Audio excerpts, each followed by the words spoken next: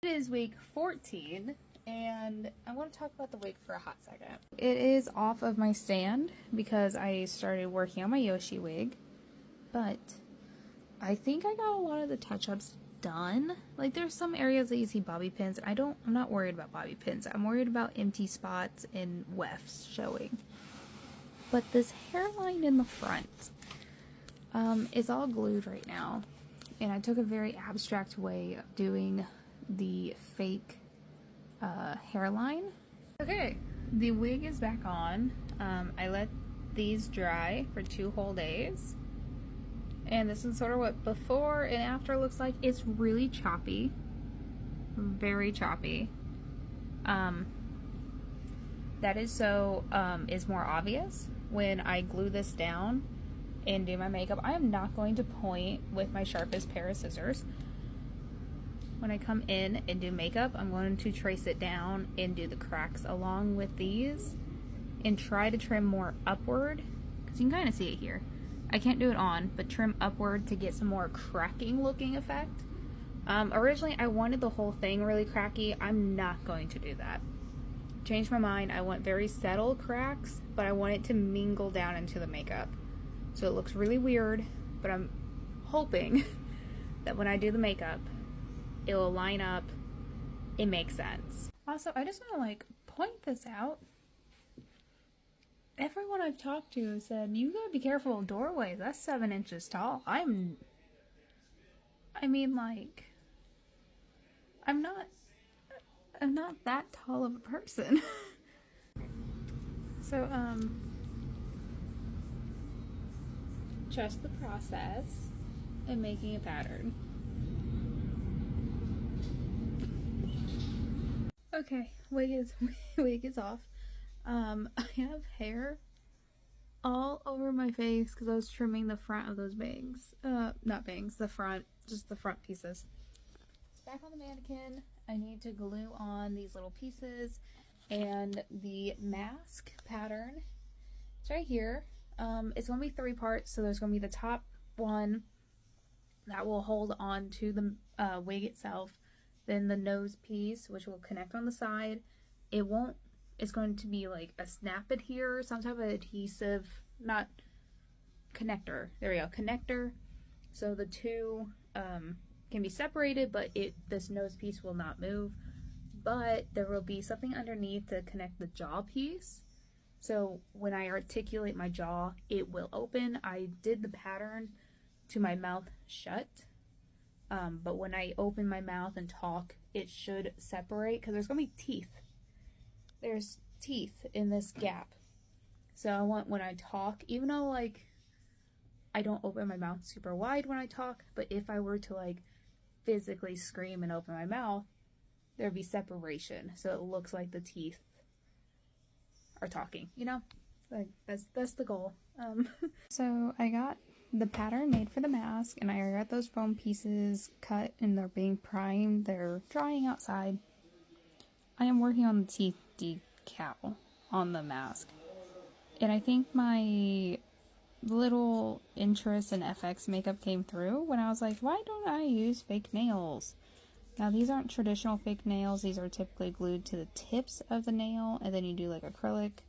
So these are the nail extensions. Just because they were long enough. I have a lot. So I'm just sandwiching it in between 2 layers of foam. I'm going to seal the ends, seal it all up, heat seal it, prime it, and then figure out how to display these onto the mask. So I'm thinking I might need to come in and do some type of gum detail on the mask themselves. But I am 2 away from finishing the left side. The right side is just planned out. Okay, it is Tuesday night, and I have the wig, I think, done. I have some glue globs right in the front, and I managed to thin them out, but you can still kind of see them. And I remembered that eyeshadow exists. And eyeshadow is a really good way to come in and hit up root. So I did that all back here. to get it nice and black, I want to come back in with a nicer black, like in heavier spots like that just look a little on the gray side. But otherwise, like in other areas, it reads correctly. It's just in the heavy product spots up here, you can kind of see the gray spots. So I want to go back with a darker, more pigmented powder to really get that. But otherwise, I got it worked out, and that really canceled out a lot of the shine of the product that I had in these. The other thing, I got my pieces ready for my mask. So these are painted and they're already sealed. I don't have resin on them, but I even have the bases done that have the felt with the 2mm. I'm saving it for tomorrow, the assembly part. Once it's fully assembled, I know I'm going to have to come back through and figure out how these are going on these pieces and what other pieces I need to make. Because I know I had to make a few little horns. Like on the mask itself, he has horns, like actual horns in this style. So I want to get at least one set next to the hair horns. If I can, I want to do like a smaller right behind them or right next to them. But I do want to make like a side piece, not that sticks out, so something that lays flat so you don't see the 3 separated pieces. Okay, my mask, my show pieces, and my bases are getting glued. This was the can from a while ago. If you've been up with the series, I said there's one more use in this can. I couldn't open it, and I said get yourself, you know, the lock-in pliers. They help open cans.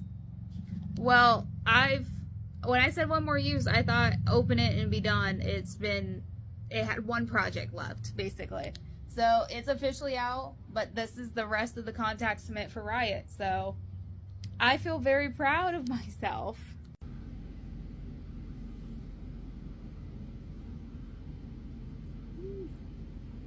Okay, I just got the wig off. I know exactly where I want to put the snaps.